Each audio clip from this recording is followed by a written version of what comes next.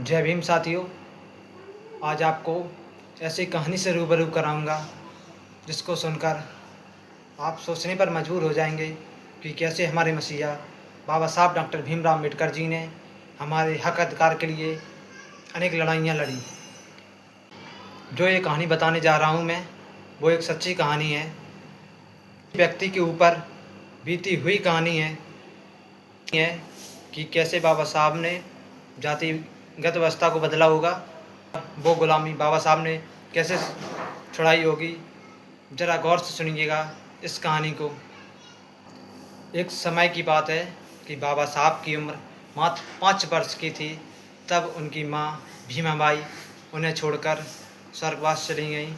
यदि किसी बच्चे के सर से उसकी माँ का साया उठ जाए, क्या वह अच्छा जीवन जी सकेगा? क्या वह अच्छे से पढ़ाई कर सकेगा? बाबा साहब के पिताजी रामजी राव सकपाल, जो एक सेना में सैनिक थे, उन्होंने सोचा कि मेरा बेटा भीम पढ़ने के लिए तैयार हो गया है, तो मैं उनका दाखिला कराने के लिए जाऊंगा। बाबा साहब को लेकर उनके पिताजी एक पाठशाला की तरफ गए। तो पाठशाला में जो प्रिंसिपल था, तो उसने देखा और वो बहुत प्रसन्न हुआ, क्योंकि बाबा साहब इतने सुंदर थे और बचपन में इतने गोल मटोल थे। उसकी सुंदरता को देखकर वह बहुत प्रसन्न हुआ और फॉर्म भरने लगा। फॉर्म में उसने बाबा साहब का नाम पूछा, उनके पिताजी का नाम पूछा। जब फॉर्म में वो कॉलम आया जाति वाला, तो प्रिंसिपल ने पूछा, आप किस जाति से हैं? तो रामजी राव सकपाल जी ने कहा कि हम मार जाति से हैं। तो प्रिंसिपल ने वह फार्म तुरंत फाड़ दिया और अपने चपरासी से बोला कि इन्हें धक्के मारकर स्कूल से बाहर निकाल दो। तब बाबा साहब और उनके पिताजी को चपरासी ने धक्के मारकर स्कूल से बाहर निकाल दिया। तो ये मार जाती है, ये मनुस्मृति में शुद्ध वर्ण में रखा गया है, जिसे नीच बताया गया है। आप सोचिए कि वह बच्चा कोई और नहीं, हमारे मसीहा डॉक्टर भीमराव अम्बेडकर जी थे। उस बच्चे पर क्या बीती होगी जिसे स्कूल से बाहर निकाल दिया गया।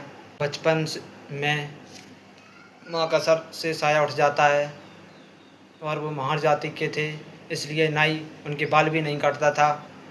बहुत सारी चीज़ें झेली बाबा साहब ने बचपन में। जो प्यार मिलना था वो नहीं मिल सका। आप सोचिए कि उस समय कैसे बाबा साहब ने आपको हक अधिकार दिलाई। आज हम लोग अपने बच्चों को अच्छे स्कूल में दाखिल कराते हैं। अगर वहाँ पर अच्छी व्यवस्था नहीं है तो हम अपने बच्चों को और दूसरे स्कूल में पढ़ाते हैं। उस समय बाबा साहब को पढ़ने नहीं दिया गया, लेकिन वो आपके लिए इतना कुछ कर गए कि आपका बच्चा अच्छे स्कूल में पढ़ सकता है। बाबा साहब कह कर गए कि एक टाइम खाना कम खाएं, लेकिन अपने बच्चों को ज़रूर पढ़ाएं, क्योंकि शिक्षा वो जन्म सिद्ध अधिकार है। स्कूल से निकाल दिया गया, फिर भी बाबा साहब रुके नहीं और पढ़ते रहे घर पर ही। जिस बच्चे का स्कूल में दाखिला नहीं हुआ, उस बच्चे की वजह से आपके बच्चे अच्छे स्कूलों में पढ़ रहे हैं, अच्छी शिक्षा ग्रहण कर रहे हैं। फिर भी हम लोग बाबा साहब को भूल बैठे हैं। लेकिन हमें बाबा साहब को भूलना नहीं चाहिए, क्योंकि कितने संघर्षों और कुर्बानियों से ये हमें सब मिला है। लेकिन आज हम बड़े सेठ हो गए हैं, लेकिन उस महामानव का नाम लेने से हमें अभी भी शर्म आती है, क्योंकि हम किसी को बताएं कि हमारे मसीहा कौन थे। आज इस देश में बताया जाता है कि पेट्रोल टैंक पर काम करने वाला व्यक्ति देश का अमीर व्यक्ति बन जाता है, और हाई स्कूल फेल व्यक्ति क्रिकेट का भगवान बन जाता है। लेकिन ये चीख कर नहीं बताया जाता है कि स्कूल के बाहर बैठने वाला छोटा सा बच्चा जिसे स्कूल में दाखिला नहीं मिला, वह भारत का संविधान निर्माता बन जाता है। ये कभी चीख कर नहीं बताया जाता है स्कूल में, क्योंकि आज भी जातिगत व्यवस्था मनुष्य के दिमाग में है। बाबा साहब ने कभी बचपन से सुख का साया नहीं देखा।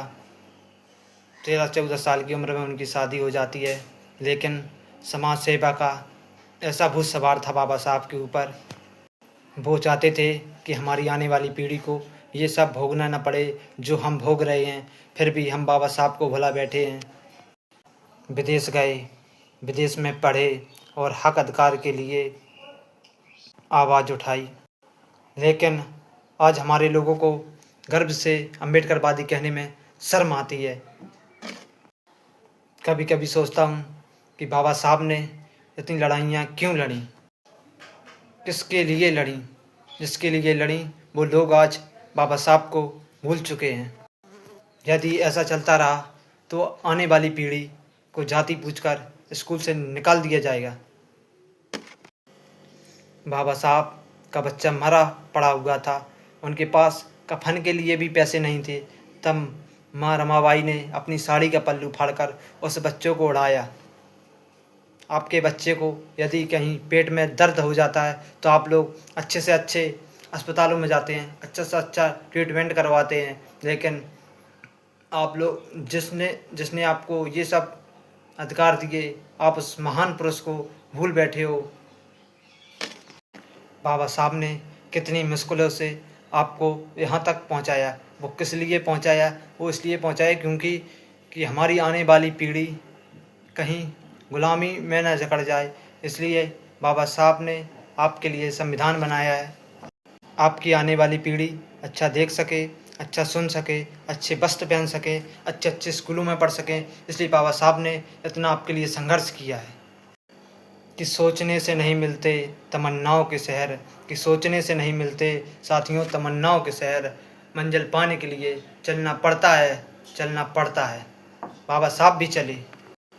26 नवंबर 1949 को बाबा साहब ने इस देश का संविधान दिया, जिसमें सभी वर्णों को, सभी जातियों को एक समान रखा।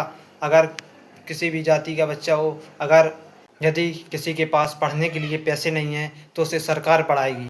जाति के नाम पर आपका कभी अपमान नहीं होगा, आपको कभी स्कूलों से बाहर नहीं निकाला जाएगा। ये सब बाबा साहब आपको देकर गए, लेकिन फिर भी हम बाबा साहब को भूल बैठे हैं।